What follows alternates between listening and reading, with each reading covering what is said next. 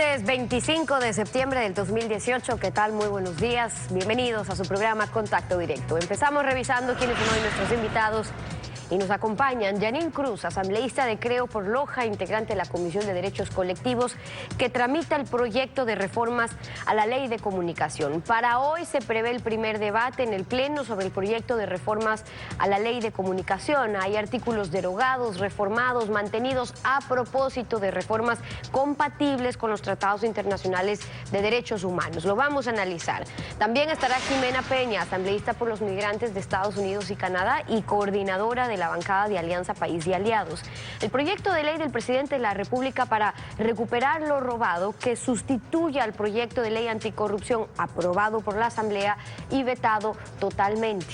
Y además nos acompañará Diana Atamaín, la vicepresidenta del Consejo Nacional Electoral Transitorio. El proceso de validación de las organizaciones políticas habilitadas para postular candidatos a alcaldes y prefectos, de consejeros nacionales de participación ciudadana y control social, por primera vez elegidos por el pueblo. La noche de este lunes, el Consejo Nacional Electoral cerró el registro de organizaciones políticas que participarán en las próximas elecciones seccionales del 2019. Vamos a conocer cuántas organizaciones políticas calificaron para este nuevo proceso, aunque poco se ha dicho de la otra elección que se llevará a cabo también en marzo próximo, y es la de escoger en voto popular a los integrantes del Consejo de Participación Ciudadana y Control Social definitivo. Después de varias horas de sesión, el Consejo Nacional Electoral Transitorio aprobó un total de 102 organizaciones políticas para participar en las próximas elecciones seccionales de marzo del 2019. Así lo informó el presidente del organismo, Gustavo Vega. Tanto a nivel nacional como a nivel provincial, cantonal y parroquial. De un total, por supuesto, de 276 organizaciones. Para estas elecciones elegirán casi 11.000 dignidades, tanto principales como suplentes, entre ellos alcaldes, prefectos y concejales. Las organizaciones avaladas por el CNE para este proceso deberán cumplir algunos pasos previos a la inscripción de candidaturas. Tienen 90 días para presentar sus directivas y posteriormente postular los candidatos. Es importante considerar que para la inscripción de los candidatos estos tienen que pasar por un proceso de democracia interna, es decir, por primarias. Para Diana Atamaín, vocal del CNE, aunque el proceso de calificación haya cerrado, esto no significa que más movimientos políticos no puedan calificar. Sin embargo, eso no quita la posibilidad que otros movimientos y partidos políticos o los mismos que tienen que subsanar o hacer algunas correcciones sigan ingresando, pero con la condición de que ya no podrán participar en estas elecciones del 2019. El periodo de inscripción de candidaturas es del 22 de noviembre al 21 de diciembre. Alfredo, ¿qué tal? Buenos días, ¿cómo te va? Muy bien, Estefi, buenos días a todos. Abunda información sobre las organizaciones políticas habilitadas para las elecciones de alcaldes y prefectos. Un asunto de rutina, las cuales aumentan generosamente pese a las complicaciones que eso trae para una democracia seria. Y se ignora las elecciones de consejeros nacionales de participación ciudadana que fueron decididas en consulta popular para reinstitucionalizar la democracia.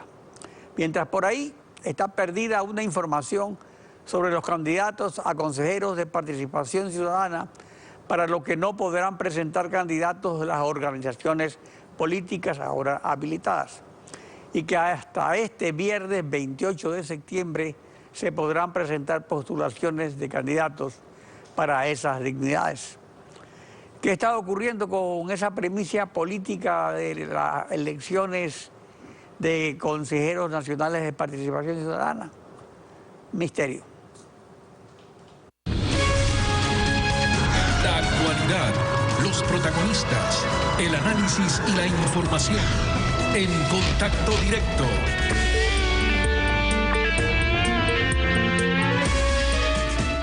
Hoy el Pleno realiza el primer debate del informe de la Comisión de Derechos Colectivos sobre el proyecto de reformas a la Ley de Comunicación. Janine Cruz, asambleísta por Creo, integrante de la Comisión de Derechos Colectivos. Buen día, bienvenida a Contacto Directo. Muy buenos días, estimado Alfredo. Es un gusto poder saludar a usted y al país. De la ley Mordaza de Correa, 55 artículos son reformados en el proyecto, 41 artículos se mantienen y 11 se derogan. ¿Cuáles son las principales supresiones para que la ley sea compatible con la Convención Americana de Derechos Humanos? Bueno, me parece indispensable que el día de hoy podamos señalar que la Asamblea tiene un compromiso con el Ecuador. Presentamos un proyecto de ley canalizando todas las sanas aspiraciones y el deseo de cuidar la libertad de expresión, y en esa fuerza política en el interior de la Comisión, el día de hoy presentamos una ley donde se suprime lo más importante, que es la Supercom, un aparataje político de persecución del correato. Se elimina el linchamiento mediático, se elimina la censura previa, y es indispensable señalar que en este marco de la ley se respeta a la comunicación como un derecho y no como un servicio público. Son avances importantes que el día de hoy presentamos al país, pero hay articulados que nos invita a debatir al nivel de la verdad, al nivel del quehacer y necesidad del ciudadano y de los periodistas. Eso es lo que el día de hoy presentamos. También hay que agradecer el hecho de que se pudo incluir en este proyecto de ley la propuesta que la realicé a inicios de este año, en la seguridad que tienen que el Estado otorgarle a los comunicadores, a los trabajadores de la comunicación, que es indispensable que el Estado garantice el quehacer periodístico. Se eliminan las sanciones administrativas contrarias a los instrumentos internacionales de derechos humanos y también se elimina la Supercom como organismo sancionador. Pero el CORDICOM sobrevive. ¿El proyecto le atribuye competencias que solo corresponden a la función judicial? El CORDICOM no tiene la potestad sancionadora. Nosotros claramente hemos establecido los estándares para que la justicia pueda permitirse obligar quizás a un medio a repararse mediante el tema de capacitaciones. Aquí hay que señalar claramente que esto se le deja a la justicia ordinaria. Si el ciudadano se siente afectado, vulnerado en sus derechos, tiene tres opciones: acudir al medio de comunicación mediante un documento señalando de que obviamente los datos inexactos tienen que corregirse. La segunda alternativa es mediante una acción de protección a la justicia ordinaria y que el juez otorgue, obviamente, de acuerdo al análisis, si es necesario la rectificación o la réplica. Y el tercer mecanismo, que puede ser patrocinado por la Defensoría del Pueblo. Es decir, respetamos el debido proceso y respetamos que la justicia ordinaria pueda determinar si es viable la rectificación o la réplica. Hubo virtual unanimidad en la comisión para aprobar el informe, puesto que solo se registró abstenciones y ningún voto en contra. Sin embargo, hay textos que ajustar. Uno de ellos es sobre la reparación integral. ¿En qué debe consistir el ajuste? Bueno, la reparación integral, me parece indispensable señalar que el juez puede enviar a un medio de comunicación que pueda reparar mediante capacitaciones en el interior, obviamente, de su medio de comunicación, capacitar a los comunicadores. Son mecanismos que no sancionan ni le sacan el dinero al medio de comunicación ni hostigan al periodista, que me parece indispensable. Lo estamos judicializando la comunicación. En ese marco, obviamente, del respeto, se tiene que señalar que en el interior de la comisión existieron, obviamente, abstenciones. En lo personal, tengo que señalarlo, que con la madurez política del caso hemos argumentado el por qué no estamos de acuerdo. Nosotros creemos, obviamente, en el trabajo periodístico, confiamos en la responsabilidad de los periodistas, confiamos en la autorregulación de los medios de comunicación. Es por ustedes que hoy conocemos un sinnúmero de escándalos de corrupción, gracias, obviamente, al quehacer y a la investigación de los periodistas de nuestro país. Después de una década de impunidad, favorecida, entre otras cosas, por la ley Mordaza, ¿usted cree que se le busca mantener el silencio informativo sobre procesos judiciales? ¿Qué hay en la ley, en el proyecto de ley, que buscaría eso? Hay algunos ruidos todavía que nos dejan unos artículos, y una de las recomendaciones del relator de la libertad de la expresión, Edison Lanza, cuando nos visitó a la comisión, señaló que tiene que permitir la presencia de los medios de comunicación en temas judiciales cuando son de relevancia general. Él señalaba que estos casos, cuando llegan a las manos de un periodista, pueden hacerlos públicos si es de relevancia para el Ecuador, sin en lo posterior someter o judicializar o perseguir al periodista. Hay la Fiscalía que obviamente está investigando casos, pero si llega contenidos o información a manos de un comunicador o periodista, puedo hacerlo público, porque es su responsabilidad el poder informar y mantener la verdad. De hecho, estos mecanismos han ayudado para que la justicia actúe de manera proba y respetando el debido proceso. Es por eso que estos articulados merecen una gran atención en el interior de la Asamblea. Esto nos permite a nosotros, de ustedes, exigir también una presión pública a las organizaciones sociales, a los colegios de periodistas, para presentar al país un proyecto de ley que pueda satisfacer la demanda. Es un primer debate y es necesario que este articulado, que atenta de alguna manera a la libertad de expresión, se depure. Se busca de alguna manera, al buscar equidad en la información sobre un proceso judicial, favorecer al crimen organizado o favorecer al delito común, porque por ejemplo hay muchas maneras de que sea favorecido con la ley Mordaza, por ejemplo tapando el rostro como si fueran niños a violadores, a traficantes de drogas, a toda clase de delincuentes. Más bien los delincuentes de cuello blanco salen cada rato en la televisión. Esa ha sido una de mis preocupaciones. En el tema de la equidad de información en temas judiciales, no se puede otorgar el mismo espacio a violadores, a asesinos, a femicidas, porque ellos obviamente están en una investigación. En el caso que ellos se sientan atentados o vulnerados en sus derechos, pero por eso no han sido declarados culpables todavía, digamos, como están en investigación. Se presume la inocencia. Sin embargo, tenemos que dejar al periodista que pueda desarrollar su investigación, pero no podemos otorgar que, por ejemplo, a un violador se le otorgue una cantidad grande en el desarrollo de la noticia, porque puede inclusive esto direccionar el tema de la justicia. Me parece que hay mecanismos en donde si el ciudadano se siente aludido pueda pedir la réplica y rectificación. Estos temas se tienen obviamente que analizar y depurar en la Asamblea Nacional. Es una ley que necesita todavía mantener acuerdos para poder tener una ley a la altura de los estándares internacionales. Fue de hecho la propuesta del presidente Moreno y la Asamblea tiene ese gran compromiso para poder acoplar esta normativa a los estándares internacionales. Se eliminó del proyecto la disposición transitoria que impropiamente validaba las frecuencias de radio y televisión de 3 monopolios privados que detectó Contraloría en su examen especial.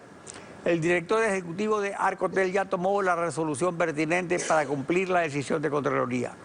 ¿Está descartada definitivamente esta disposición transitoria o los interesados insisten en introducirla para burlar la anulación de Contraloría y el Arcotel? Bueno, se mantiene obviamente esta transitoria. La Contraloría fue muy clara cuando señaló que este concurso fue viciado. Obviamente se tiene que hacer un paréntesis para los medios comunitarios que participaron en este concurso de manera legítima. Ahora, la Constitución nos obliga en el artículo 17 que tienen que haber procesos transparentes y es lo que queremos. Por eso nosotros estamos acogiendo todas las observaciones. El Contralor visitó la comisión y dio las sugerencias para poder no tener a futuro algunos inconvenientes. En ese sentido nosotros confiamos que en los concursos... ¿Pero no sería una interferencia de la ley en la justicia meterse en un asunto que esté en marcha? A ver, pero nosotros en la transitoria tenemos que garantizar también el hecho de que medios comunitarios que participaron de manera legítima también sean respetados. En ese sentido, pues, se tiene que analizar y vamos a acoger todas las propuestas de los diferentes sectores para presentar una normativa que no violente, obviamente, la ley. O sea que sería solo los comunitarios, no los monopólicos. Estos son algunos de los puntos de vista de Janine Cruz sobre el proyecto de reformas a la ley de comunicación. Gracias por acompañarnos en Contacto Directo. Es un gusto. Estefi. Vamos a una pausa y cuando regresemos estará Jimena Peña, asambleísta de Alianza País por los Migrantes y coordinadora de bancada. El proyecto de ley del presidente sustitutivo del proyecto anticorrupción que vetó totalmente a la Asamblea. Ya regresamos, quédese con nosotros.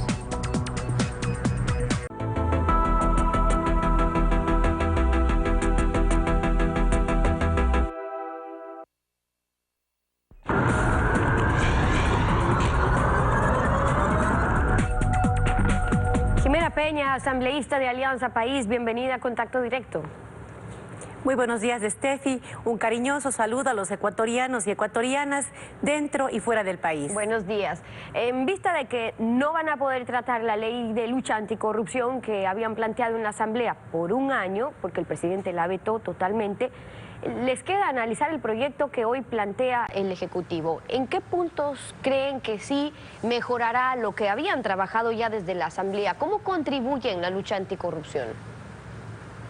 Bueno, Steffi, es importante enfatizar que si bien el Ejecutivo ha presentado un nuevo proyecto de ley de lucha contra la corrupción, ya en la Asamblea también existían 7 proyectos adicionales con el mismo tema. Es decir, si bien el presidente de la República en su rol de colegislador ha decidido vetar este importante proyecto de ley que fue aprobado de manera unánime por la Asamblea Nacional, eso no quiere decir que ni la Asamblea ni el Ejecutivo rescinda en la lucha contra la corrupción. Más bien al contrario, nos mandan un proyecto de ley que se suma a los proyectos que ya existen en este momento en la Asamblea Nacional y que en efecto deberán fortalecer esta norma, de pronto recuperando aquellos elementos importantes que fueron aprobados por la Comisión y por la Asamblea Nacional y a su vez también incorporar temas de los demás proyectos de ley. Claro, en unos puntos digamos que recoge esas observaciones, pero en otros el Ejecutivo, el presidente se va en contra, criticaba lo que ustedes ponían desde la Asamblea o más bien desde la comisión que elaboraron el proyecto. De hecho, cuando el presidente objeta totalmente el proyecto de la Asamblea, dijo que criticaba la posibilidad del comiso sin condena, que más bien debería proceder únicamente cuando hay una sentencia, pero que en el proyecto que habían aprobado trastocaban estos principios y más bien permitían esta especie de confiscación. ¿Qué dice usted sobre eso?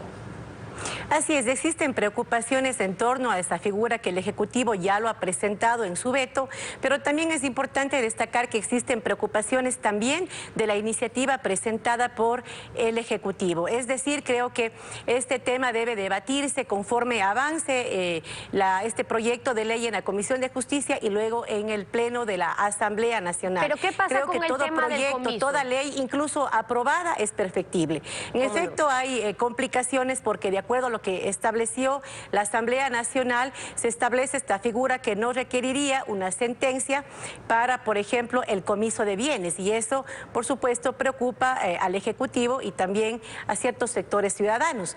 Se ha planteado, por ejemplo, en el proyecto que presentó también el Ejecutivo en la recuperación de capitales, sobre el tema de recuperación de capitales, por ejemplo, la figura de la incautación. Sin embargo, también han habido ya criterios de legisladores que se han presentado con preocupaciones en torno a esta nueva figura que se estaría incorporando en el proyecto de ley de recuperación de capitales presentado por el presidente de la República. Ahora, este es un Creo que este tema importante, puede fortalecerse en el debate indudablemente. Pero hay diferencias sustanciales entre lo que está proponiendo la Asamblea y entre lo que les contestó el presidente. Y por eso es importante saber qué piensan ustedes, los legisladores de Alianza País, porque no todos están contentos con las observaciones del presidente sobre el tema del comiso, no solamente de Alianza País, de otros movimientos o bancadas legislativas. Por ejemplo, Lourdes Cuesta, de Creo, que estuvo aquí en contacto directo y que fue miembro de la comisión que trabajó este proyecto, decía no estar de acuerdo con el veto del presidente en este tema y aquí lo explica por qué. ¿A qué hace referencia el comiso anticipado, el comiso de terceros? A que el momento que existe un proceso penal y la persona procesada es prófuga de la justicia, el Estado ecuatoriano tiene la atribución de comisar esos bienes justamente para precautelar. En el caso presentado de la reforma presentada por el presidente de la República, no hace falta que medie un proceso. Tampoco hace falta la sentencia de la cual está hablando la secretaria de la Presidencia.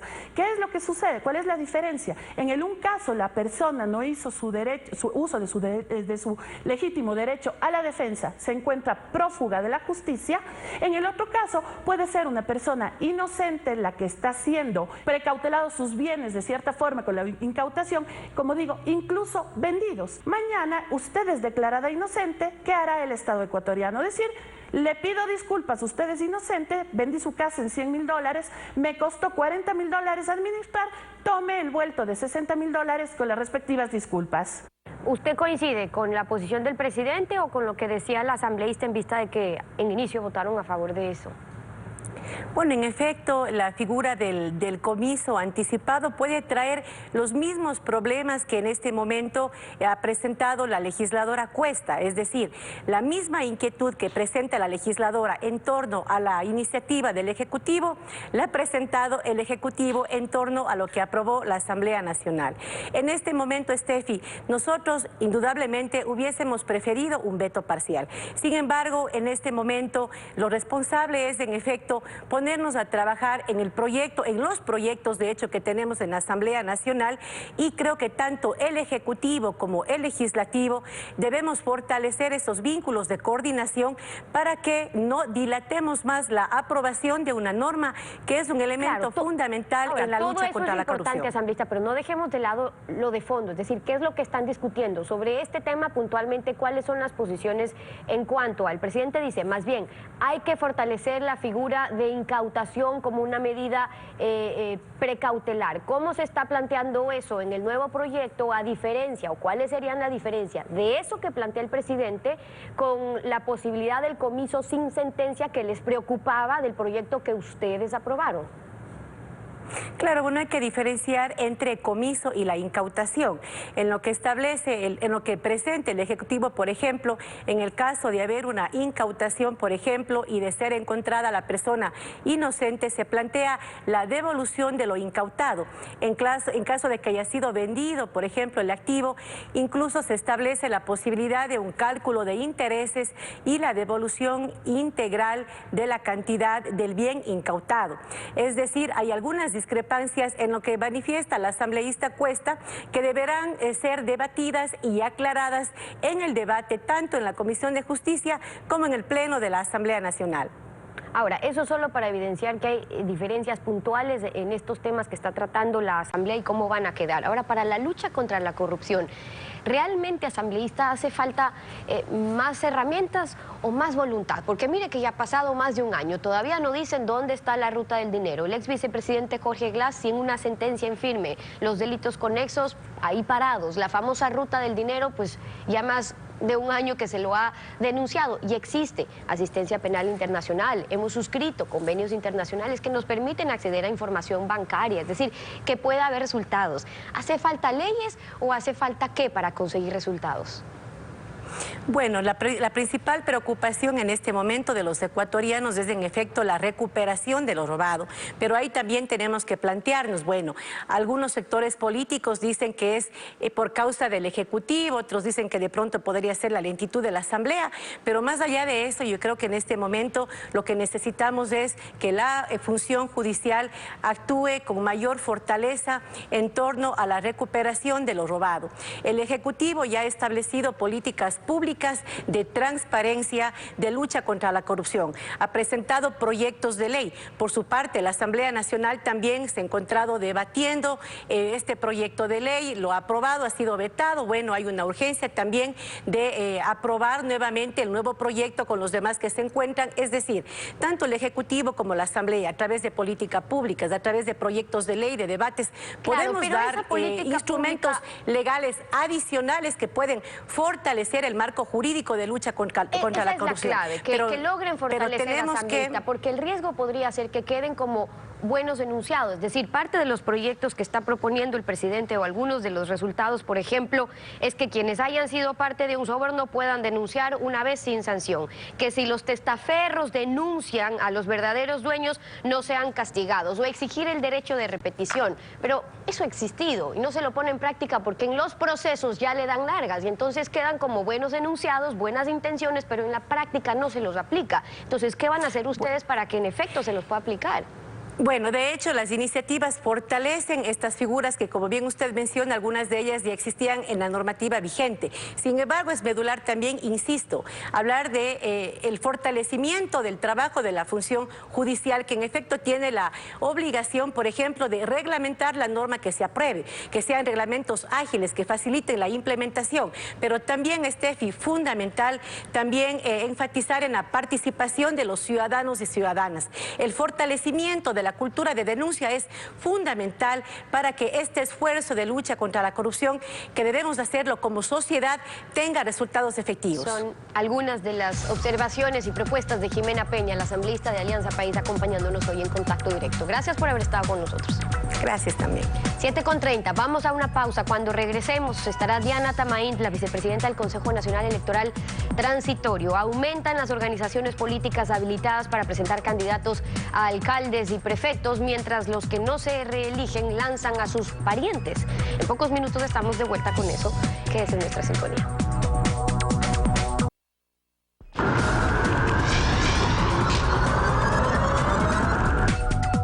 Las elecciones seccionales 2019 de alcaldes, prefectos y juntas parroquiales estarán acompañadas de la primera elección nacional de consejeros de participación ciudadana y control social. Diana Atamaín, vicepresidenta del Consejo Nacional Electoral de Transición. Buen día, bienvenida a Contacto Directo. Buenos días, muchísimas gracias, un saludo a todos. Ayer se cumplió el plazo para que partidos y movimientos políticos se inscriban a fin de participar en las elecciones de 2019. ¿Cuál es la población de organizaciones políticas habilitadas para las próximas elecciones?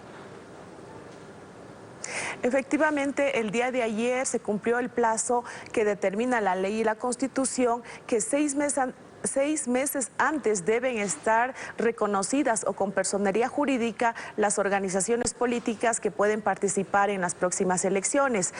Hemos aprobado varias organizaciones, otras han sido devueltas para que subsanen requisitos, y en este momento las organizaciones políticas que podrán participar en las próximas elecciones suman en el número de 276, si me permite, distribuidas de la siguiente manera.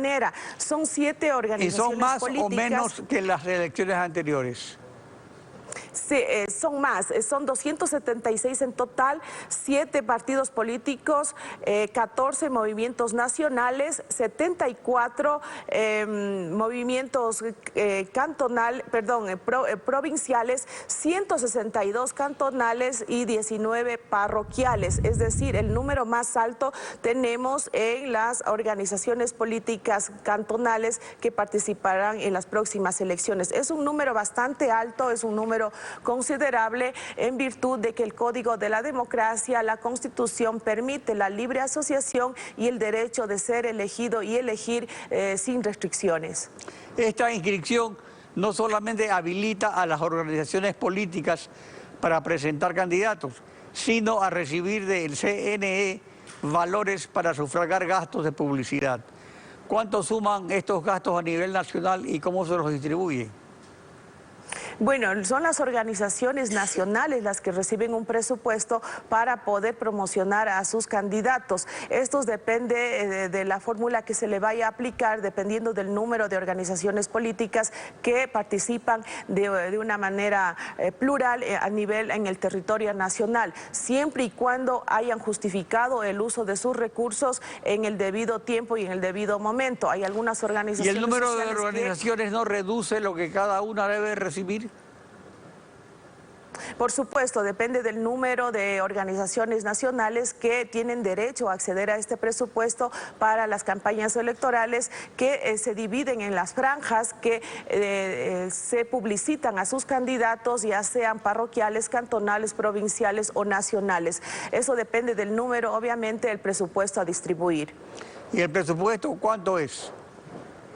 En este momento no tengo la cantidad, pero por ejemplo, en esta ocasión, como vamos a elegir por primera vez a los miembros del Consejo de Participación Ciudadana y Control Social, el Consejo Nacional Electoral ha presupuestado la cantidad de $6 millones para poder promocionar a los candidatos, puesto de que en esta ocasión estos candidatos no podrán promocionar como hacen los demás partidos políticos, sino estará bajo la responsabilidad del Consejo Nacional Electoral para poder informar a los votantes y que estos debidamente informados puedan emitir su voto en las urnas en las próximas elecciones. Según el régimen electoral vigente, existe la reelección por una sola vez. Por tanto, quienes no se reeligen lanzan a hijos y esposas y los que se reeligen cuentan con la ventaja de la publicidad estatal adicional durante el tiempo en que los adversarios deben estar en silencio. De esto se abusa a nivel de alcaldes y prefectos, se lo ha hecho durante 10 años. ¿El control será el mismo de siempre o lo han fortalecido y cómo? Desde el Pleno del Consejo Nacional Electoral en días pasados se emitió una resolución disponiendo con más fuerza de una vez más a nuestras delegaciones provinciales para que realicen un estricto control del cumplimiento de que no se puede hacer campañas electoral anticipada. Sin embargo, de ello vemos que en algunas redes sociales han manifestado su inconformidad, puesto de que algunas autoridades que están en ejercicio de sus funciones estarían haciendo ya publicidad de alguna manera o promocionando a sus precandidatos, porque realmente en este momento no tenemos candidatos inscritos a los cuales se debería llamarles la atención, pero sí en forma general a los partidos políticos, y el trabajo del Consejo Nacional Electoral es llevar adelante este control y la cuantificación de si es que hay esta publicidad y esta propaganda, para cuando una vez ya hayan declarado oficialmente a sus candidatos, se imputa el gasto electoral y luego esto vendrá a formar parte del presupuesto asignado y luego reducido. Al no cumplirse, se pondrá en manos de la Contraloría y se tendrá que aplicar la ley y sus reglamentos para sancionar en el caso de haber incurrido en gasto anticipado, lo que corresponde a la promoción electoral o difusión de los candidatos. Se supone que la República está viviendo un proceso de reinstitucionalización y por eso fue destituido el CNE y ustedes ocupan transitoriamente este espacio. La principal reinstitucionalización decidida en la consulta popular fue que los 7 consejeros nacionales de participación ciudadana sean elegidos por votación del pueblo. A 6 meses de las elecciones, ¿cuántos candidatos hay? ¿Cómo marcha ese proceso?